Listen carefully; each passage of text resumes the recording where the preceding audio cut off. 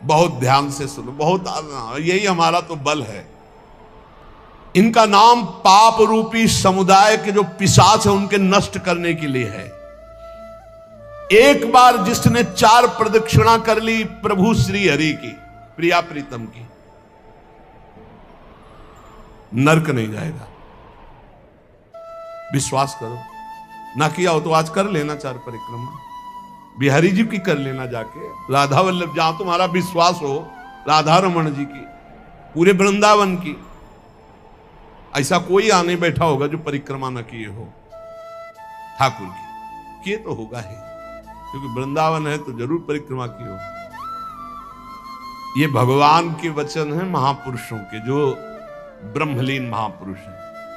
एक बार जिसने श्री हरि की 4 प्रदक्षिणा कर ली, 4 प्रदक्षिणा भगवान की जाती, वो कभी नरक नहीं जाएगा। कर लेना भैया प्रदक्षिणा, जिन्होंने ना किया हो तो कर लेना। अपनी प्रियालाल विराजमान रहते 4 बार प्रदक्षिणा कर ले, राधा वल्लभ जी के मंदिर में 4 बार मंदिर की, बिहारी जी के, वो तब जब वो दर्शन दे रहे हो, शयन हो तब नहीं, भोग लग रहा हो तब नहीं प्रदक्षिणा करना। ओहो, ये तो निधि है अगर विश्वास हम करें। संपूर्ण तीर्थों के स्नान करने से जो फल प्राप्त होता है, एक बार श्री भगवान के श्री विग्रह के दर्शन करने से फल प्राप्त हो जाता है। एक बार बिहारी जी को देख लिया, राधा वल्लभ जी को, राधा मोहन जी को देख लिया, एक बार दर्शन कर लिए, सारे तीर्थों का फल प्राप्त हो गया। ओहो, जो प्रभु का नाम जप कर रहे हैं, सारे अनुष्ठानों का फल प्राप्त हो गया। बोले पुरस्चरण गायत्री अनुष्ठान, महामृत्युंजय मंत्र, अमुक सब का अनुष्ठान का फल प्राप्त हो गया जो नाम जप कर रहे हैं। हे द्विजवरो, मेरी बात पर विश्वास करो। जो भगवान श्री कृष्ण के चरणों में चढ़ी हुई तुलसी दल को प्रभु की प्रसादी है। यमराज के प्रचंड विकराल यमदूतों का कभी उनको मुख दर्शन करने नहीं पड़ेगा। एक बार तुलसी प्रसादी सूंघ लेना भैया, जाके बिहारी जी के, राधा वल्लभ जी के चरणों से ले लेना, बच जाओगे। ऐसे सूंघ लिया, हम तो सिराने ही रखते, इधर करवट लियो तो सूंघो, इधर करवट लियो तो। ये जो प्रसादी पुष्प माला जाती है ना, ये सिराने रखते अपने, यही हमारे बल है। और सुनो, एक बार जो हमारे श्री कृष्ण को साष्टांग प्रणाम कर लिया, वो पुनः माता के गर्भ में नहीं जाता। कर लेना भैया साष्टांग दंडोत जा। एक एक बार की बातें हैं, ये तो कई बार सुना चुके हैं। भीष्म स्तवा में एकोपि कृष्णा कृतः प्रणामो दशाश्वमेधा भृतेन तुल्या, दशाश्वमेधि पुनरेपि जन्म कृष्ण प्रणामी न पुनर्भवाए। इसीलिए छाती ठंडी हो जाती है बातें सुन के। भगवान तो निश्चित मिले, तभी हम तो आपसे वादा करते हैं कि सबको भगवान मिलेंगे। चर्चा सुन रहे हो, राधा नाम सुन रहे हो, धाम में बैठे हो। कहाँ चर्चा हो रही? धाम में हो रही। ये रेती पे बैठे हो, यमुना जी की पावन रमण रेती है ये सब। उसका दूसरा जन्म नहीं होगा जिसने हमारे श्री कृष्ण को एक बार प्रणाम कर लिया।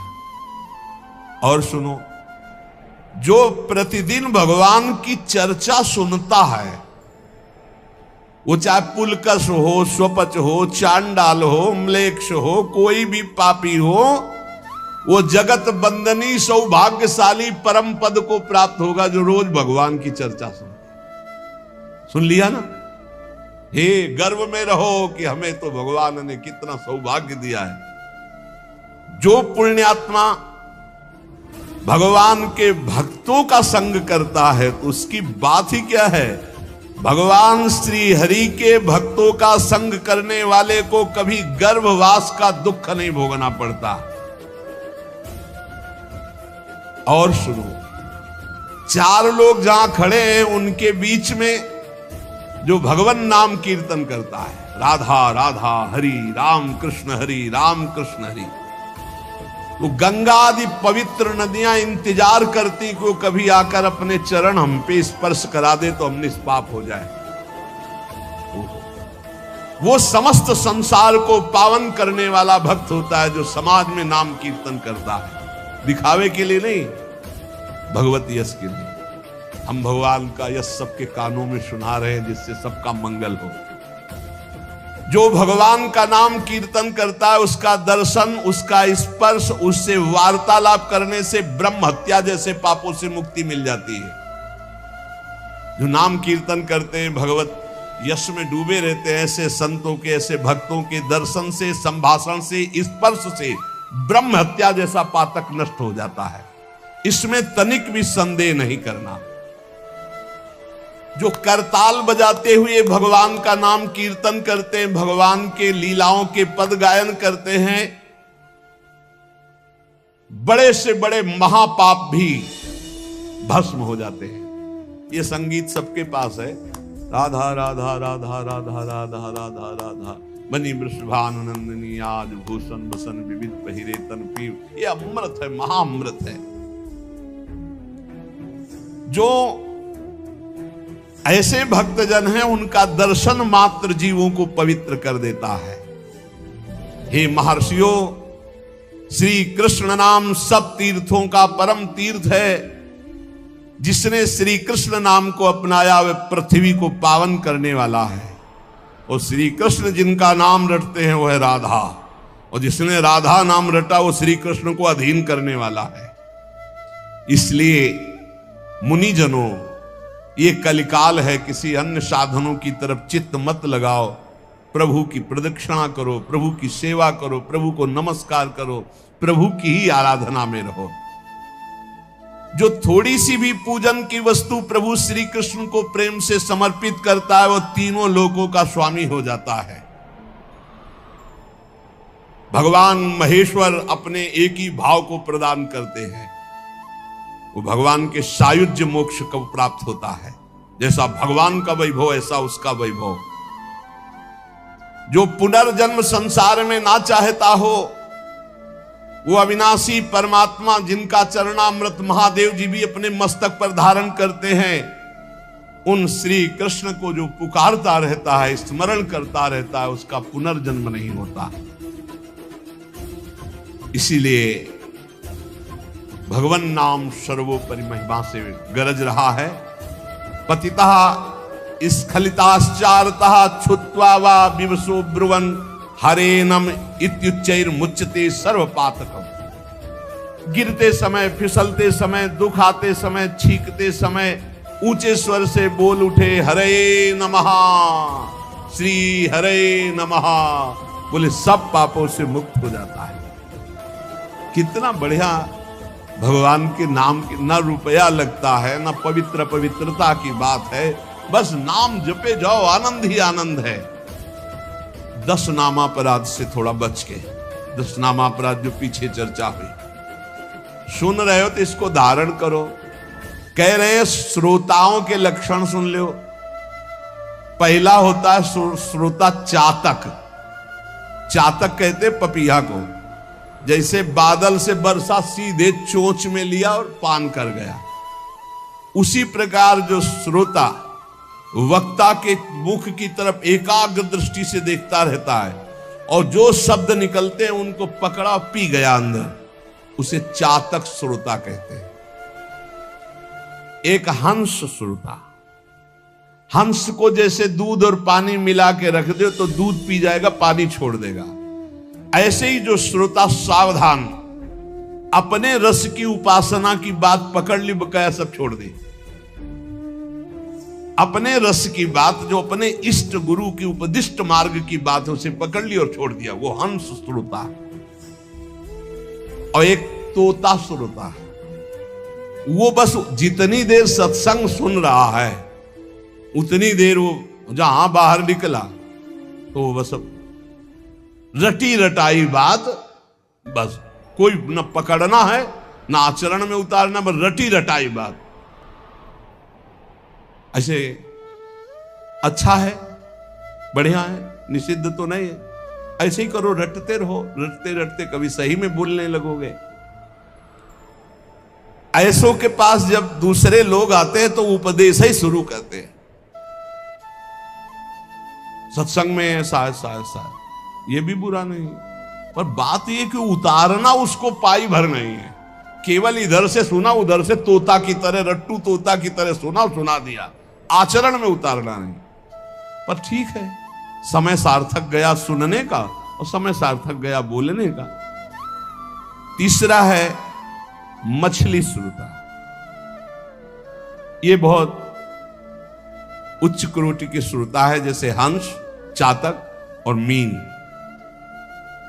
ये अपलक नेत्र वक्ता की तरफ और भगवत रस का चर्चा को ऐसे पान करते हैं जैसे दुग्ध पान, अमृत पान किया जाए। ऐसे जैसे मछली का जीवन जल, ऐसे उसका जीवन सत्संग, उसके बिना वो जी नहीं सकता। ये उच्च कोटि के श्रोता होते हैं, चातक, हंस और ये मछली। ये प्रायः मौन रहते हैं। क्या सत्संग में हुआ, क्या कोई वार्ता नहीं करे, जाओ दूसरा कुछ। मौन रहेंगे, अपलक नेत्रों की तरफ, वक्ता की तरफ देखेंगे। जो शब्द आया प्राण पोषण की तरह उसे अंदर पान करेंगे और उसका आस्वादन वही जीवन बना लेंगे। जैसे मछली का जीवन पानी, तो सत्संग ही उनका जीवन। बहुत उच्च कोटि के, जैसे चातक, तो हंस और ये मछली, मीन। फिर एक होते हैं ब्रिक श्रोता। ब्रिक माने होता भेड़िया। भेड़िया श्रोता कैसे होते हैं? ये सत्संग के बीच में विघ्न डालने वाले होते हैं। कुछ ऐसे आवाज करना जिससे सबको विघ्न पड़ जाए। यहां तो अगर एक बार आवाज की तो दोबारा आवाज करने के लिए अंदर प्रवेश ही नहीं होगा, इसलिए आवाज करने आने आती नहीं। प्रायः ऐसे होते हैं। तो अच्छा, मान लो बीच में भगवान नाम से हो रही चर्चा, अब जोर से आप कोई नाम उच्चारण करें तो सबको विक्षेप पड़ेगा। तो जो सत्संग के बीच में डरावने प्रयोग करे उसे भेड़िया श्रोता कहते हैं, कि जो सत्संग में विघ्न डाल दे। ये प्रायः मूर्ख स्वभाव के होते हैं, इनको पकड़ना कुछ होता नहीं है। एक दो बार बात भी करने लगेंगे, ऐसा ये तो कहो बहुत शासन है, नहीं मोबाइल से भी बात कर सकते हैं, ऐसा होता रहता है। ये बीच बीच में सत्संगी जनों को उद्विग्न करते रहते हैं। आओ सकिलो ना, आगे, मतलब ऐसे उसको किसी तरह विघ्न पहुंचाना। तो इन्हें ब्रिक श्रोता कहते हैं, भेड़िया श्रोता कहते हैं, जो सत्संग में विघ्न डालते हैं। और एक भुरुंड जाति का पक्षी होता है, भुरुंड। उसका क्या होता है? वो केवल शिक्षाप्रद वाक्यों को पकड़ता है और दूसरों से भनाता है, उसे भुरुंडी श्रोता कहते हैं। भुरुंडी, आज ये सुना ऐसे, अब वो छाप मारेगा दूसरों के ऊपर जा जा करके, लेकिन अपने आचरण में नहीं लाना, केवल वो शब्द पकड़ रहा है दूसरों के ऊपर छाप मारने के लिए। और एक होते हैं वृष श्रोता। वृष कहते हैं बैल को, कि उसके सामने चाहे मीठी बात हो, चाहे अंगूर डालो, चाहे भूस डालो, उसको खाने से मतलब है। तुम संसार की बात कहो, प्रपंच की बात कहो, भोग की बात कहो, कृष्ण की बात कहो, राम की बात कहो, केवल सुनने से मतलब है। उसको कोई मतलब नहीं कि किसकी चर्चा हो रही। ये बैल श्रोता होते हैं। जैसे बैल है, अंगूर डालो, चाहे भूस डालो, चाहे तो उसको खाने से मतलब, वो सुन रहा है। हंस श्रोता अलग चीज है, वृष श्रोता। फिर ऊंट श्रोता, उष्ण। ये क्या होता है? अच्छी बात को छोड़ करके ये कांटे वाली चीजें खाना पसंद करता है। ऊंट जो है ना, बम्बूल, ये सब ऐसे, नीम बम्बूल ऐसे। तो जो उष्ण प्रकार के ऐसे स्वभाव वाले श्रोता होते हैं, वो विपरीत बातें पकड़ते हैं। मतलब हर बात का विपरीत अर्थ लेकर के उसको प्रचार प्रसार करना। तो ये उल्टी बात पकड़ते हैं। ये उल्टी बात पकड़कर संसारियों को भ्रम में डालते हैं कि मैं सुन के आया, कुछ नहीं। कई तरह की ऐसी बातें। और एक होते दरिद्री श्रोता, बहुतायत होती है। तो भक्ति, महारानी, ज्ञान और वैराग्य सब सभा में आते हैं महात्मा, तो दरिद्रता भी आती है कि हमको भी तो जगह मिलनी चाहिए। तो उसको जानते हो कहां जगह दी गई? दरिद्री श्रोता के पास। कौन दरिद्री श्रोता है? रात भर सोता है, फिर सत्संग में आके श्रोता नहीं, फिर भी सोता है। बोले है तो श्रोता पर रहता है सोता। कैसे सोता है? दलिद्र, जो दलिद्रता होती है वो टहलती है। तो जो चौकस ऐसे एकदम बैठे हैं उनको प्रणाम करती, हमारे लायक तुम नहीं हो। ज्ञान भक्ति वैराग्य होते हो, तुम विराजमान हो। वो देखती कि कोई हमें तो बुलावे, तो जहां कहता है बोले ये जगह है, यहां हम बैठ जाएंगे। लार्वे नहीं है, ऐसा लग रहा बड़ा गूढ़ सत्संग सुन रहे हैं और वह झटके से मारते चले जा रहे। ये है दरिद्री श्रोता, इसमें नाम ज्यादा आ जाएगी, बस संभल के रखना। हाँ, सत्संग में इंद्रियां समाहित होती हैं, यदि वो सतोगुणी है तो वो सत्संग में भाव में आ जाएगा, और यदि तमोगुणी है तो नींद में चला जाएगा। इस सत्संग का प्रभाव होता है, जिसे कहीं न नींद आती हो उसको सत्संग में बैठाल दो, सो जाएगा।